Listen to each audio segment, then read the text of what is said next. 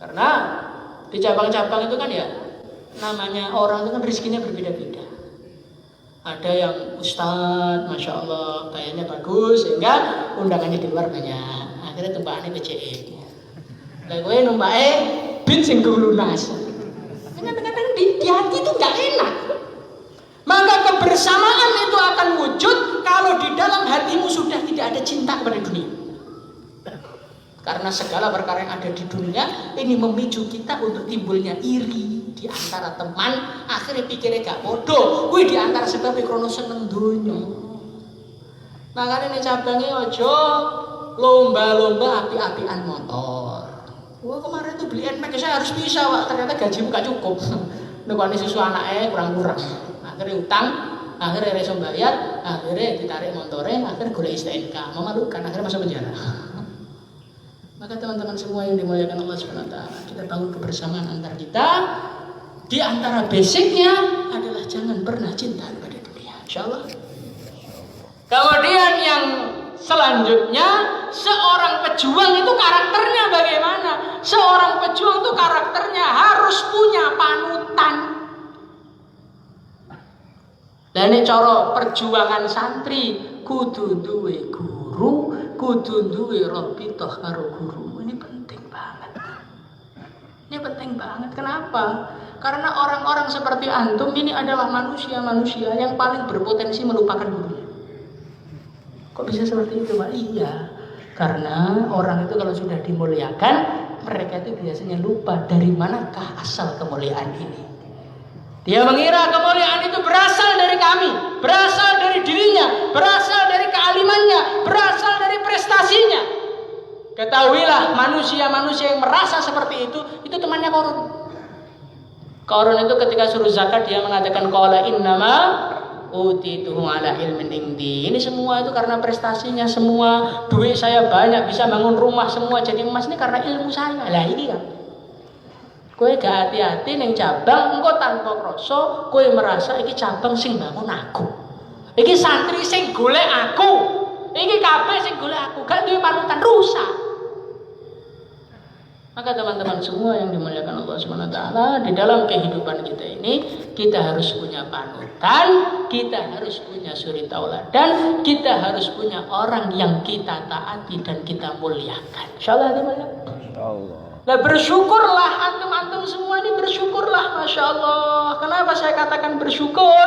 Orang yang sejelek kita ini Allah Subhanahu wa ta'ala anugerahkan kepada kita guru-guru yang dekat dengan Allah. Kita ini orang jelek kan, tapi guru kita ini wali. Ini betul itu. Kiai Syairon rahimahullah ta'ala bagaimana kewaliannya, Masya Allah. Saking banyaknya sampai gak bisa diceritakan.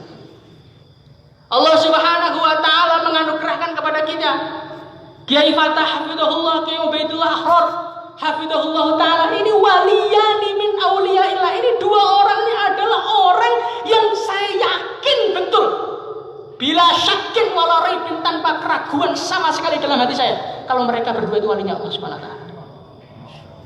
Iki kudu syukur tenan kuwi duwe guru kaya ngono kuwi ya. Kudu bangga. Santri Al-Fatah diposting bayane Abdul Somad. Santri Al-Fatah diposting bayane Ustaz Hidayat. Bayane Habib iki Habib. Kamu tuh punya guru wali enggak bangga itu gimana? Orang tuh ya kebanggaan dengan gurunya, fanatiknya dengan gurunya itu bisa dilihat dari postingannya kan. Betul ini. Orang itu harus fanatik dengan gurunya. Harus punya rasa pengagungan dengan gurunya. Itulah baru menjadi seorang yang akan barokah. Makanya kita ini Masya Allah diberi guru yang hebat-hebat. Yang mana ayah saya rahimahullah ta'ala beliau mengatakan mereka berdua ini adalah Wazirul Mustafa. Wazirul Mustafa itu apa? Dua perdana menterinya Rasulullah SAW. Beliau mengatakan kepada saya, mereka berdua itu bukan nabi, tapi mereka berdua tidak mungkin salah langkah di dalam urusan apa saja. Ini kudu merasani. Mereka berdua ini orang-orang yang dibimbing oleh Allah. Maka kalau saya mengibaratkan mereka itu ashabi kan nujum bi ayyihi muqtadaitum ihtadaitum. Ashabi kan nujum, bagi Nabi mengatakan sahabatku itu seperti bintang-bintang. Bi ayyihi muqtadaitum ihtadaitum. Siapapun dari mereka yang kau ikuti, kalian akan mendapatkan hidayah. Maka guru kita siapapun, apa yang mereka perintahkan, kok kamu kerjakan, enggak bakal celaka, saya yakin. Sopo ae sing mbok eloi, mau Pak Fatah mau Pak Yebe sama saja. Kamu ikuti, kamu tidak akan salah. Karena mereka itu orang yang sudah Allah Subhanahu wa taala tampakkan derajatnya di mata ayah saya. Dan saya sendiri juga termasuk orang-orang yang merasakan kewalian mereka. Betul nanti kan? Saya dulu itu seperti kalian. Saya ceritakan aja jeleknya saya. Karena saya ini adalah seorang Gus. Gus itu bagaimana? Gus itu adalah seorang manusia yang tidak ada seorang pun yang berani mengingatkan dan menyuruhnya. Dan ayah saya adalah orang yang sibuk di dalam dakwah. Sehingga beliau itu sempatnya kepada saya itu mendoakan. Maka urusan baca kitab dengan saya nggak bisa belas. Gak bisa belas aku yang baca kitab, asli. Kelas 1 nggak bisa, kelas 2 nggak bisa, kelas 3 nggak bisa, kelas 4 nggak bisa, kelas 5 pelajarannya Pak Fatah. Maka pelajaran dasuki kitab yang paling sulit, yang mana kalian tuh sok-sokan berani ngajar, padahal nggak bisa dasuki. Daerah-daerah yang kelas 5 ini berarti ngajar dasuki kalian. Apa yang kalian sampaikan? Dulu ngaji Pak Atta tidur dulu.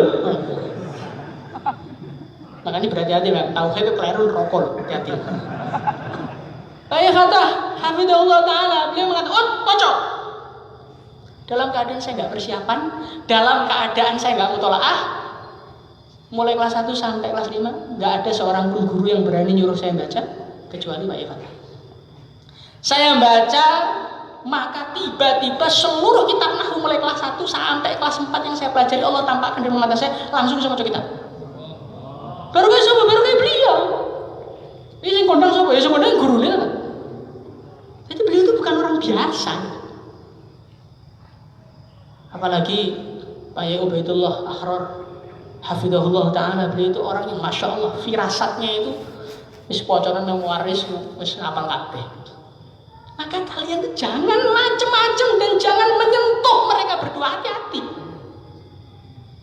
Itu manusia-manusia itu kok berani kritik, berani komentar, berani merendahkan. Wes toh, rokok insyaallah. Tenang. Man adzali waliyan faqad adzantuhu billah. Siapa yang menyakiti wali saya, oh, nantang perang karo Gusti Allah. Wes toh, celoko.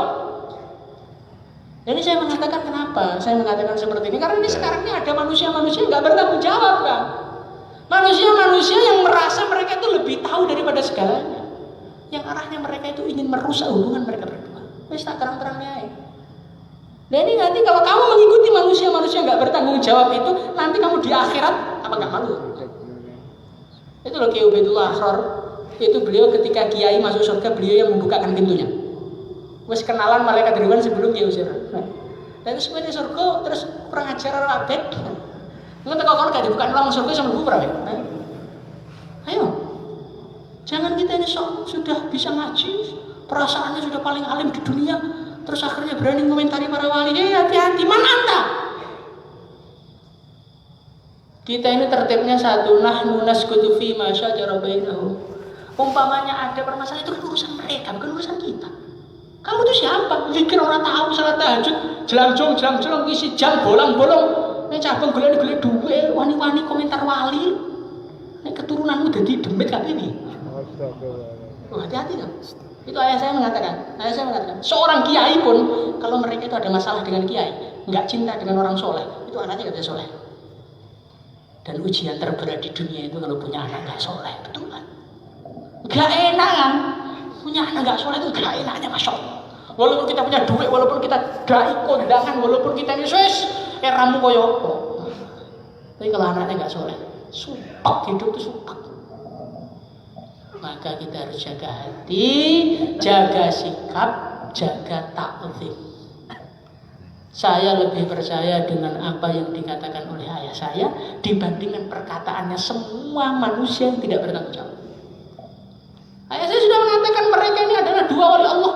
Saya adalah orang yang sudah ditampakkan derajatnya di sisi Allah. Mereka nggak mungkin khilaf, gitu.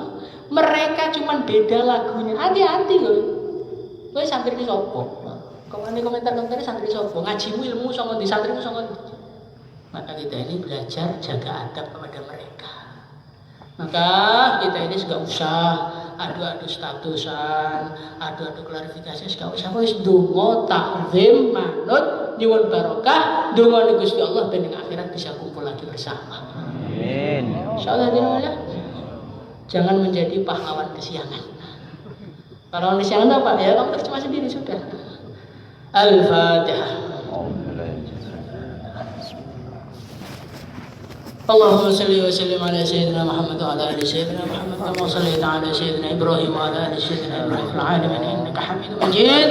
اللهم بارك لنا، اللهم اغفر لنا، اللهم سددنا، اللهم سددنا، اللهم انصرنا يا الله، يا الله انصرنا الف بين قلوبنا وقلوب المسلمين واخرج صفوفهم واجمعهم على الكلمات حق الحق امين. يا الله tolonglah kami ya Allah, tolonglah kami ya Allah, luruskan kami, barokailah kami ya Allah, tambahkan santri kami sebanyak-banyaknya ya Allah. Ya Allah, kemaksiatan yang kami lakukan ya Allah, berilah kekuatan kepada kami ya Allah untuk tobat dan meninggalkannya ya Allah, untuk tobat dan meninggalkannya ya Allah. Bimbinglah kami, jagalah kami dari segala kemaksiatan ya Allah, jagalah santri-santri kami, guru-guru kami semuanya ya Allah. Ya Allah, lu berikan barokah guru-guru kami kepada kami ya Allah, lu berikanlah ya Allah.